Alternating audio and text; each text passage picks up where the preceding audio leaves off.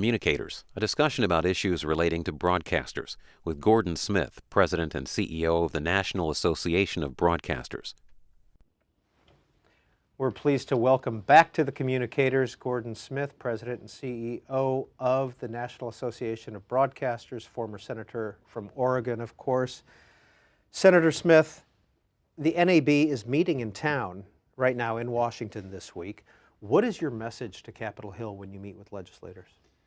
Well, there are three big issues that we're facing. There are many issues beyond that, but the ones of constant concern in Congress are spectrum allocation, retransmission consent, what broadcasters are paid for their content. And, of course, on the radio side is the whole performance royalty issue and how we reconcile the mutual dependence of radio and performers. They need us, we need them, and their market was broken by the internet. People don't buy music anymore, and that's unfortunate. But we don't want to break radio in trying to resolve this. Has free television been broken by the internet? No, because of retransmission consent, just as cable and satellite argued for payment of their produced content. We ask for the same consideration that when they take our content and put it through their pipes or bounce it off their satellites, we feel like we're owed something. And I think it's important to remember that of all the programming that Americans watch, in the majority it is broadcast content. People like to watch things live, and they like the Super Bowl, they like baseball, they like 24, The Office, The Mentalist. All of these things are very expensive to produce, and we believe we're deserved to be paid for that, so we can keep broadcasting in the very best of content. Well, a Republican commissioner of the FCC, Robert McDowell, and the Republican chairman of the Energy and Commerce Committee, Fred Upton, have both said when it comes to retransmission that the government should not be regulating between broadcasters and cable televisions. Do you agree with that? Well, I do, and I think the proof is that while there is the rare interruption, the truth of the matter is 99% of these negotiations are settled without interruption and on a market basis, and that works better than the government getting involved in trying to urge a particular outcome or a particular price. Government doesn't usually do that very well, and so we think the proof is in the pudding, and it's working. It works for cable when they get paid for their content. It works for broadcasting as well, and so what isn't broken shouldn't be fixed. Is it helpful to your organization that the Republicans took the House back in 2010? You know, our issues are not Republican and Democrat. Our issues are about the American people, the news, weather, sports, emergency information that they want to watch. And I find friends on both sides of the aisle. The fact of a divided government gives you lots more procedural hurdles to utilize if you need to, or and to stop bad things. But when I served in the U.S. Senate, I think I was viewed as a constructive conservative, and I count many, many friends on the Democratic side of the aisle. So now that my ban on lobbying has been removed, I have found, regardless of party, the reception of me back on the Hill has been warm and wonderful, and it doesn't matter whether it's Republican or Democrat. Also joining us here on the Communicators is Jonathan Make, who is the Assistant Managing Editor for Communications Daily. Mr. Make? Thanks for having me. Senator Smith, do you get concerned about what you mentioned, the procedural hurdles or procedural tension between the Commission on one side, which is, of course, controlled by Democrats, as is the White House, and then the Republican Congress? And are we seeing in areas other than net neutrality, which is the big concern right now among telecommunications issues, are we seeing that seep into broadcast issues, spectrum, retransmission consent? Well, undoubtedly, sure, if I wanted to be a partisan, I'd like everything my way, but the truth of the matter is our history shows that some of our worst decisions are when you have one party domination. Those are the ones that end up costing us a great deal of money and usually produce unintended consequences. So divided government gives you an opportunity to fully vet ideas. It does slow down the process. But the founders of the American government, with malice aforethought, made it hard to make law. And I think that that's a good thing. And so as frustrating as it is to watch on C-SPAN sometimes, Republicans and Democrats don't seem to be able to agree on the time of day. It still produces a better result. And when it comes to broadcast issues, it is helpful to us to have an extra check and balance as between the chambers to make sure that our concerns, which are very important to the American people, that they are fully considered before big decisions are made that may have lasting and damaging consequences. Now, the FCC, the Federal Communications Commission, which is voting today on an issue about retransmission consent, very near and dear, as you mentioned, to your members, they don't have, if you will, so many hurdles toward enacting regulations, not law.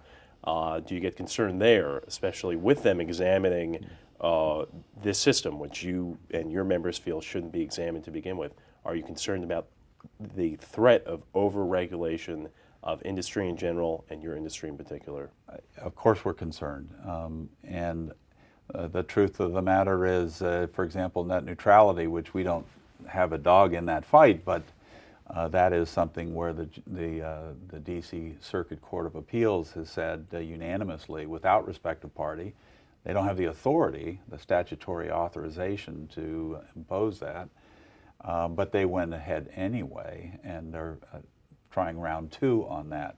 So when I see that, yes, I'm nervous that there may be a tendency to go beyond what is allowed under statute. But that's why we have a judiciary under Article 3 of the Constitution.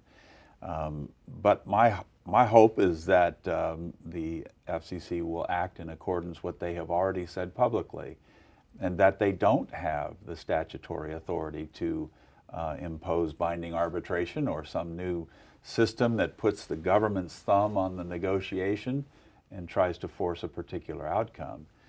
They are rightly concerned, as we are, about making sure there's notice, that there's good faith, that the parties are earnestly engaged in resolving what the market price ought to be. And so I hope that they abide their own comments in the past and stick to the law and produce regulations consistent with the law. In a recent letter to the chairman of the committees who are in charge of the issues that you face, the Energy and Commerce Committee and the Commerce Committee in the Senate, you talked about spectrum hoarders. That's correct. And who are the spectrum hoarders in your view, and what should be done about that? Well, first of all, I would say in answering to that, people should remember that, well, I was on the Senate Commerce Committee when we did the analog to digital transition, and broadcasters gave up nearly 1/3 of the spectrum that they had in the analog age. We gave it up for Wi-Fi purposes. The ink's hardly dry on the bill, and already the demand is we need more. We find in pronouncements to shareholders, for example, of Time Warner, recently of Clearwire, they're admitting to having tremendous amounts of unpurposed spectrum, and have even used that it's a good economic value. You can call it hoarding if you want, but it is spectrum that is there that has not been deployed, and spectrum that we already gave up. We think it's a reasonable thing before you take more to at least deploy what you have. Are the broadcasters hoarding or sitting on unused spectrum? Well, the broadcasters were given what we have left, and what is being proposed is to take an additional 40% of our spectrum. That if that is done and at that amount, we're very concerned. And what your viewers need to understand is the difference between broadcast spectrum, the way we utilize it, and the way wireless uses it, is that when we use it, our transmission is one to everyone in a demographic area. So it's very efficiently used. When you look at the way Wi-Fi does it, if I send you a video on my iPhone, it's me to you. It's one to one. It takes a tremendous amount of bandwidth. The truth is, we're in the video business. They want to be in the video business. Video is what creates the congestion. No one does it more efficiently than we do. And there's probably, if you took all of broadcast spectrum, there probably isn't enough spectrum in the universe to manage one-to-one video on every mobile device in the Wi-Fi broadband world. So we think that our transmission is efficient and is actually essential because we do it for free and they'll charge you a fee. And free is better than a fee, particularly when you consider that the people who rely on the old-fashioned way of receiving television over the air, some say it's 10%, some say it's 17%, let's say it's 14%. That's roughly 42 million Americans who rely exclusively on over the air. And there is a cord-cutting phenomenon. People are rediscovering digital TV over the air has tremendous variety and the best quality. And people are saying, what else I need I can get over the internet. So the number of people relying on over the air is going up, it's not going down. And the way we do video is more efficient than the way anyone else does it.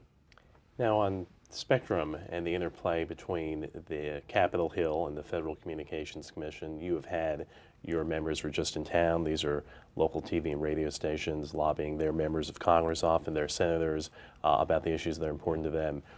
What some of the feedback you got, did that have anything to do with, say, concern from legislators about what the FCC is lining up to do, which is to what's called repack, to make the TV channels closer to each other, make the band smaller, which is something the Commission can do on its own. It does have authority from Congress to do that. So what was their feedback about those plans? What we, for your viewers' sake, what they should know is that the FCC doesn't have the authority to just take our spectrum and put up an auction. That requires an act of Congress.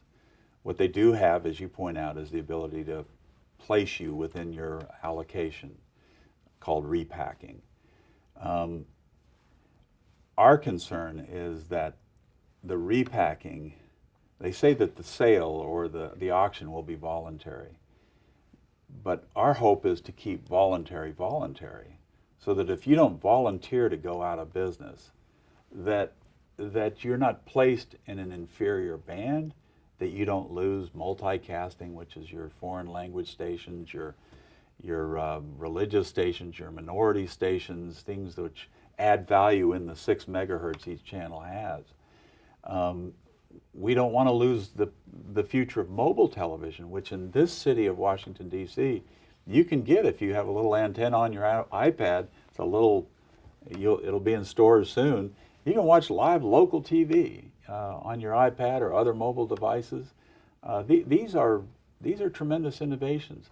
These are innovations that broadcasting promised the Commerce Committee that I sat on that they could do.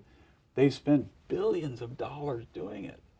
And now they're saying, well, but we're going to repack you. But if you're repackaged into an inferior band or crowded with other channels, you lose those innovations.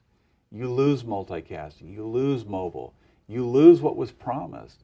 And broadcasters detrimentally relied upon the word of Congress when they gave back a third of their spectrum in order to be able to develop out their segment.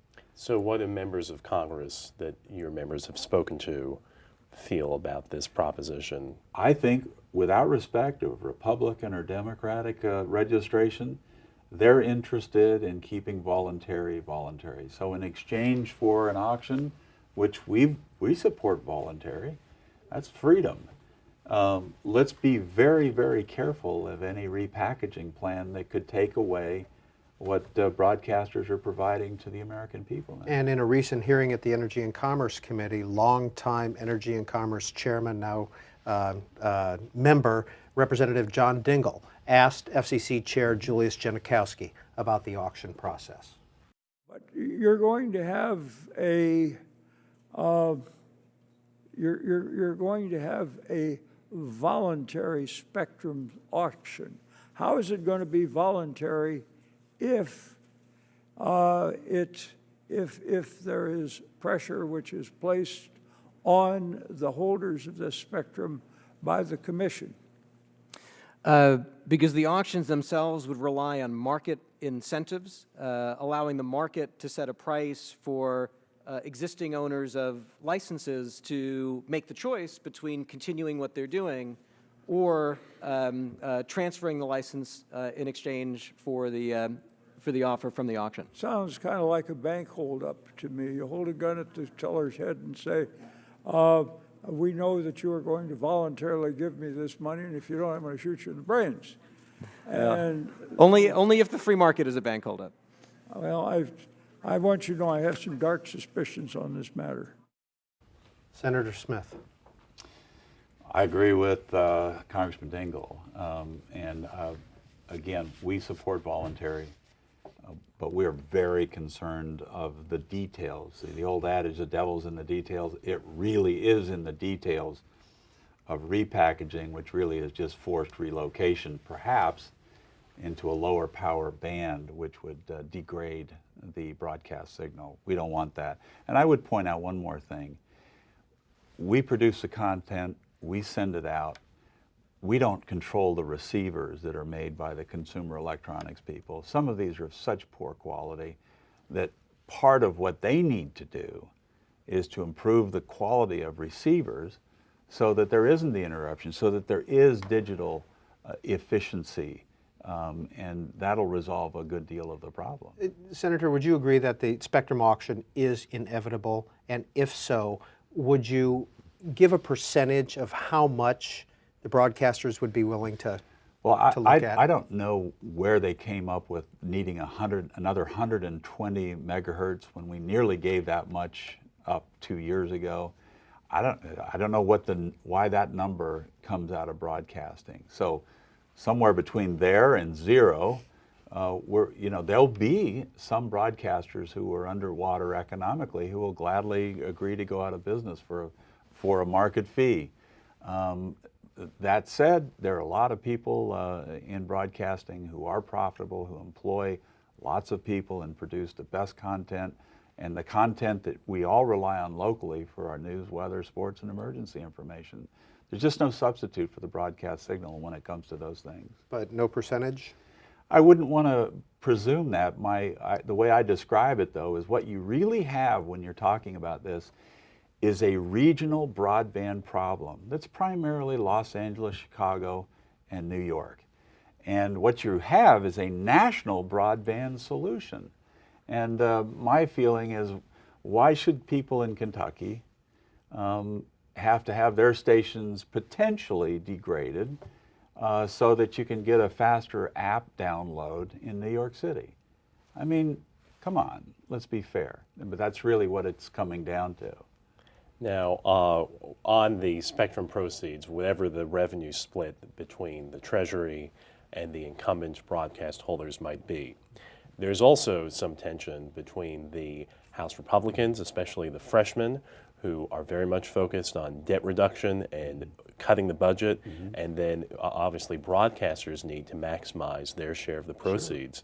Does that concern you at all? It does deeply, because I mean, I hear the FCC saying this is going to be a market and Congress will allocate to broadcasters money to go out of business or to be repackaged. But when my concern as a former legislator is when you stack up these issues where you're putting let's say it's $33 billion on the table, some say more.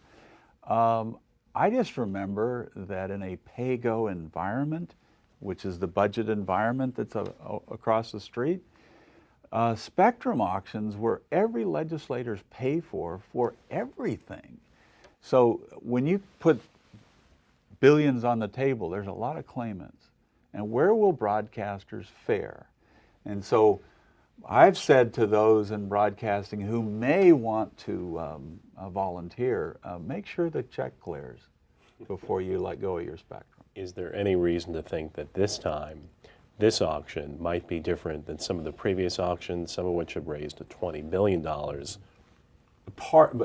In talking terms of- about potentially two different auctions. One is called the D block, which relates to public safety. We support that. Dedicated? Dedicated, or however the will of the Congress, whether you sell it commercially and then use those commercial assets to build out the public safety network. That's one way to do it. The other way is to give it to public safety and then go to the auction number 2, which is where we get it, and then we become the pay for building out the public safety network. Either way, we support whatever Congress will do to make sure that there is interoperability when it comes to public safety issues. But that said, we're concerned that there is a rush without even a thorough inventory of what's out there. Who has it? How's it being used? What kind of audience does it, we see a world of broadband and broadcast. Some see a world where broadcast goes away, and we think that's a huge mistake, because I'm not sure I know how the internet and Wi-Fi would do all for the American people that broadcasting does. It does many wonderful things, but it doesn't do what broadcasting does. Is there too much, in your view, focus, legislative focus, policy focus on wireless in this country today? Well, it's the cool thing right now. It's hip. I mean, and I love the internet, and I love my mobile devices, but I want to be able to watch live television on my mobile devices too. So when my wife says we got to meet somebody for at a restaurant, and I'm watching a game, she can drive and I can watch it on the way. Just a personal example, but I think that the world has to include broadcast in a very healthy manner in order to serve the telecommunications needs of the American people. A couple of your former colleagues up in the Senate have introduced a spectrum inventory bill. NAB is supportive. Very supportive. In fact, if you proceed with an auction without a credible inventory, perhaps by the GAO, I'm just not sure that this will be done in a thoughtful and careful enough way where unintended consequences and damage is done that's hard to reverse. Again, we just did this 2 years ago, and now they're saying, never mind, let's do it again. We understand there's a problem. We volunteer to be a part of the solution, but we think our 4 principles, not taxing us for it, letting us innovate, keeping mobile and multicasting, these are very important, and not diminishing our reach in our demographic areas. Those 4 principles, if they're abided, we volunteer to help. We don't volunteer to be rolled. You mentioned the GAO, the Government Accountability Office, and is it your concern that if someone else were to do it, say the NTIA, which is an agency in the Commerce Department that handles spectrum issues, that there could be, if you will, a conflict of interest between federal spectrum users and what the administration and the FCC want? Why is it that the GAO should do it? It's a credible, it's an accounting office that doesn't have any preconceived conclusion, and I think that that's an important one. And the president, we support universal Wi-Fi. That's fine, but please understand, where they talk about it as rural connectivity, I'm sorry, there's not a spectrum shortage in rural Oregon where I'm from. There never will be. The problem is an urban problem, and so we're just simply saying, as you fix the urban problem, don't damage the broadcast signal for rural places, which in some congressional districts, about 40% of the people depend on over-the-air television and don't have satellite or cable. And remember, when you hear people say, oh, it's only 10%, who are those 10%? They tend to be the economically disadvantaged. And in 1 in 3 Spanish households depends exclusively on over-the-air. So when you start throwing the number, understand it's the elderly, it's the rural, it's the economically disadvantaged. We think that they count too, and they shouldn't be rolled just because there are really nice new devices out there that urbanites need more access and faster downloads for. We only have a few minutes left with our guest, Gordon Smith, President and CEO of the National Association of Broadcasters. So let's look at a couple different issues if we could. Indecency. When you were in the Senate, if I recall correctly, you voted for a tenfold increase in the fines that broadcasters should pay for indecency. And I'm so glad that that didn't come up when they hired me. But yes. But now that they've hired you, what's your position? Well, broadcasters aren't in the indecency business. And I tell broadcasters, you know, as frustrating as it is, as much as we value our First Amendment rights, it is actually something that appealed to me in taking this job, that broadcasters had the higher standard. Most consumers, most viewers don't know whether they're watching cable content or broadcast content. But notwithstanding the occasional fleeting expletive or the wardrobe malfunction, as a general rule, broadcasters are trying to comply with the indecency rules. But sometimes we get confused with cable. Well, the other night, Oscar night, there was a expletive that got bleeped out by Melissa Leo, I believe it was, supporting actress. If that hadn't been delayed, should ABC have had to pay a fine? Well, they would have paid a fine. Frankly, when you have a show like the Oscars, which is broadcast content, and you have lots of young people watching it, you know, it is the judgment of the American people's elected representatives that we gotta be careful with the public airwaves, and that's why I'm thankful that in resolving the tension between the freedom of speech and the decency standards that apply differently in every community, that there are technological fixes like time delays, 15 5-second delays, so you can bleep this stuff out.